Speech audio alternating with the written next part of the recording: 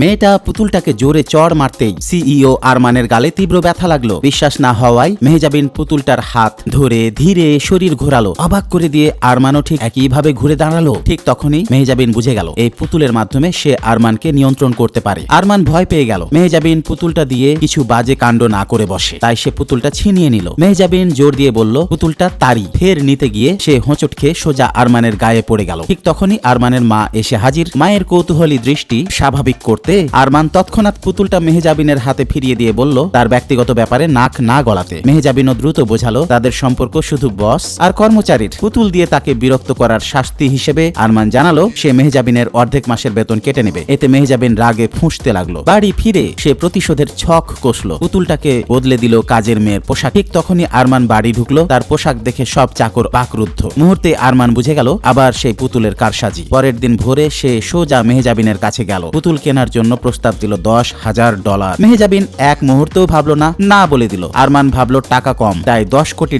Bank card বের করলো। লোভ হলেও মেহজাবিন পুতুল বিক্রি করলো না। আর উপায় না দেখে আরমান সিদ্ধান্ত নিল মেহজাবিন হবে তার ব্যক্তিগত সেক্রেটারি। দ্বিগুণ বেতনের কথা শুনে সে রাজি হয়ে গেল। তবু আশ্বস্ত হতে আরমান বলল তাকে এখন থেকে তার সঙ্গেই থাকতে হবে। পুতুল কাছে থাকলেই তার স্বস্তি। ভিলাটা অফিস থেকে দূরে হওয়ায় আরমান তাকে একটা বিলাসবহুল গাড়ি দিল। সেদিন থেকেই মেহজাবিন সেই গাড়ি চালিয়ে অফিসে যেতে লাগলো। সহকর্মীরা ঈর্ষায় তাকিয়ে থাকলো। শুধু এক ধনী তরুণী নাউরা জ্বলতে লাগলো হিংসায়। সে বিশ্বাস করত গরিব ঘরের মেয়ের পক্ষে এমন গাড়ি অসম্ভব। সবার সামনে নাউরা মেহজাবিনকে থামিয়ে চিৎকার করে বলল সে নাকি কোনো বয়স্ক ধনীকে ফাঁসিয়ে এই গাড়ি পেয়েছে। ঠিক তখনই আরমান হাজির হয়ে গেল। গাড়িটা আমি দিয়েছি, কোনো আপত্তি আছে? নাউরা সঙ্গে সঙ্গে নির্বাক হয়ে গেল। আরমান মেহজাবিনের হাত ধরে তাকে বাড়ি নিয়ে গেল। বন্ধুরা, আমার গল্পের নায়ক নায়িকার নাম তোমাদের নামে শুনতে চাইলে কমেন্টে নাম জানাও। এভাবেই আসবে তোমাদের নাম কোনো এক ভিডিওতে।